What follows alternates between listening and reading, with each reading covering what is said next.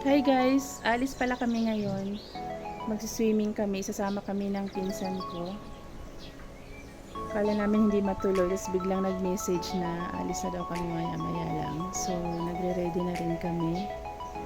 And nagbaon lang kami ng kanin. Kasi bibili na lang kami doon ng chicken, inasal. Tapos, kumbaga parang mag-share kami ng baon namin. So, may baon naman sila kasi kahapon may handaan sa kanila, nagtira sila ng karne. So for sure may ulam naman na baon, but then syempre para naman kasi madami din sila yun, so at least may pandagdag. Tapos bibili na rin kami ng siguro baka tinapay doon or kung ano makita namin sa bayan. And then iniintay na lang namin sila kasi 3 o'clock daw kami na alis. So ready na kami. Yun lang yung aking outfit, nakatokong lang ako, naka-black din na shirt. Actually guys, sobrang lakas na ng ulan dun. Yung mga nakikita ko na sa paligid, malapit dun sa bundok, sobrang lakas na ulan. Parang papunta na nga dito kasi yung tunog ng ulan, parang papunta na dito pati yung hangin. So, if ever man, baka paanohin lang namin yung ulan. No, yan na yung ulan. Ang lakas-lakas ng niya, patak sa bubong. Padadaanin muna namin to. Si Dadot, hindi kasi ito maliligo, kaya nakaganyan. Sama lang siya.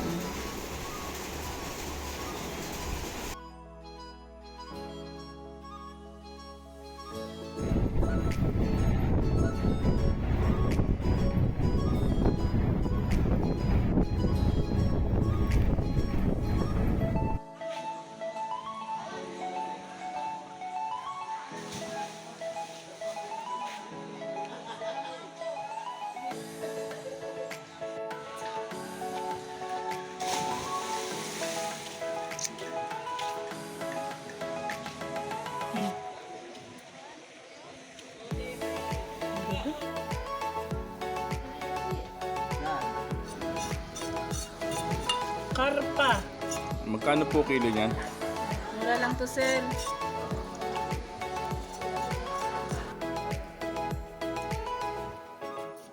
Ito rin ito. Haluan gini siya. Buhay po. Buhay po.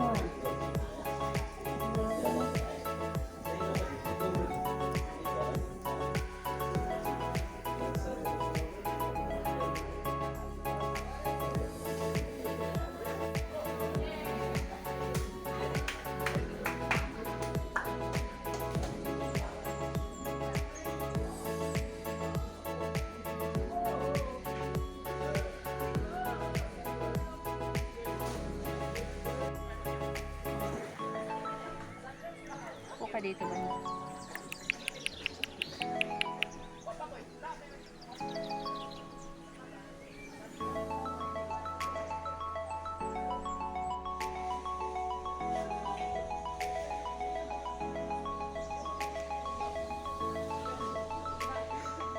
Ganda, no?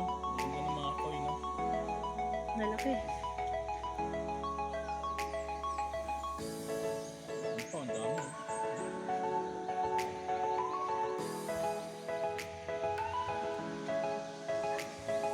Kunin mo yung isa. Sige nga, hanapin mo yung unggoy ko na saan. Tama ba yung unggoy? Oh, nakikita ko. 3 yung nandyan. Ako, ewan ko lang sa'yo kung nakikita mo. Yung isa, may hawak ng mobile eh. Ah. Kita mo? Hindi. Ha? Malabo na talaga mata mo.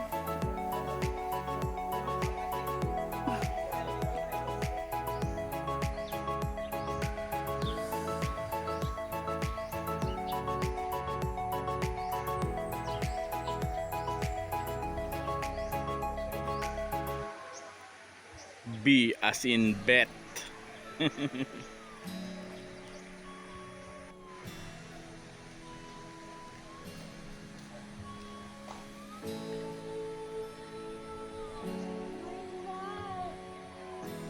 My everything.